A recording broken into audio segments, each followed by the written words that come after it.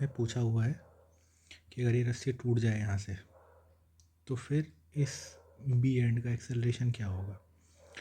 तो जैसे ये टूटेगी रस्सी वैसे ही क्या होगा, ये नीचे की तरफ रोटेट होगा।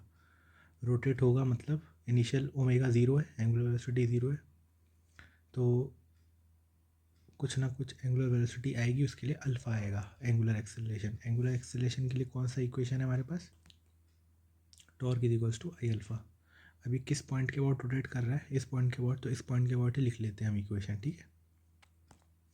क्यों लिख रहे हैं, क्योंकि इस पॉइंट के अबाउट ये जो हिंज फोर्स है यहाँ पर, ये वाला जो हिंज फोर्स है इसका टॉर्क ज़ीरो हो जाएगा, ठीक है। तो यहाँ के अबाउट निकालने में आसानी रहेगी, ठीक। तो कौन सा फोर्स काम कर रहा है, सिर्फ एक एम जी फोर्स काम कर रहा होगा यहाँ, एम जी।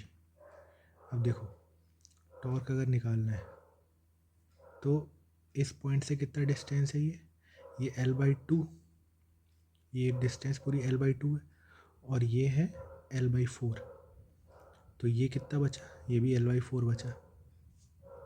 तो mg का टॉर्क कितना आएगा, mg का टॉर्क आएगा L/4 इंटू mg, और ये बराबर होगा आई अल्फ़ा के।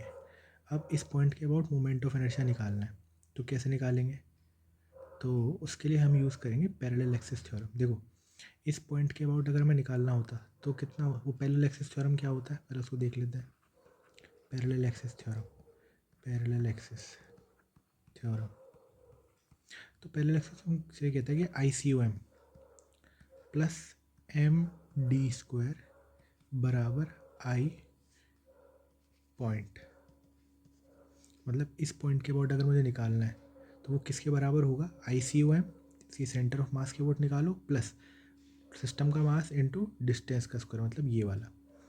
तो अब अगर तुम्हें ये निकालना है आई पॉइंट, तो ये आई सी ओ एम तुम्हें पता है, आई सी ओ एम क्या होता है, M L square by 12 plus M D square, तो एम और डी कितना दे रखा है L/4, तो L/4 का स्क्वायर करेंगे तो L square by 16 is equals to I point. इस पॉइंट को नाम दे देते हैं ए, तो ए के अबाउट, ठीक। यहाँ से इसको अगर हम सॉल्व करेंगे तो 48 LCM आ जाएगा, और 4 प्लस और ये 16 3 बराबर आई ए, तो आई ए बराबर आ गया 7/48 ml स्क्वायर। अब इसको हम यूज़ करेंगे अल्फ़ा निकालने के लिए, तो यहाँ से इक्वेशन, फर्स्ट इक्वेशन में पुट करते हैं इसको, तो L/4 into M G is equals to 7/48 ml square into alpha. यहाँ से अल्फ़ा के लिए क्या करेंगे, पहले एम से एम कट कर देंगे, ठीक है, और एक एल कट जाएगा, तो यहाँ पर 48 ऊपर चला जाएगा, और 7 इंटू 4 नीचे रह जाएगा, और जी ऊपर रहेगा, तो ये बराबर अल्फ़ा हो गया।